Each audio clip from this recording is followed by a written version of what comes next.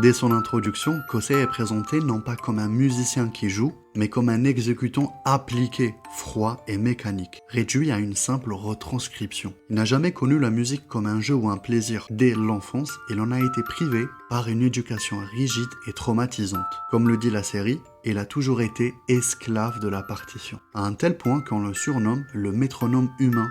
Non pas un artiste, mais un outil, un instrument qui ne sert même pas à jouer, mais à mesurer, à contrôler et à se restreindre. La mort de sa mère et les termes sur lesquels ils se sont quittés ajoutent un traumatisme supplémentaire au personnage, qui confiera dans l'épisode 1 que sans le piano, il n'est qu'un grand vide amer et repoussant. Une phrase qui témoigne d'un manque d'estime de soi évident. Le psychanalyste autrichien Bruno Bettelheim dit à ce sujet « Les parents ne doivent pas s'adonner à créer l'enfant qu'ils voudraient avoir, mais au contraire, l'aider à devenir ce qu'il est en puissance, à épanouir ses potentialités. » De la même manière, le psychologue nord-américain Carl Rogers a démontré que l'estime de soi se renforce lorsque nous agissons en accord avec nos propres valeurs et désirs, plutôt que de chercher à répondre aux attentes des autres. Vous l'aurez compris, les psychologues s'accordent à dire que l'estime de soi prend racine lorsque l'on suit ce qui nous passionne. A l'inverse, vivre en poursuivant les rêves de ses parents, qui rappelons-le ne sont pas éternels, nous laisse souvent sans repère, sans identité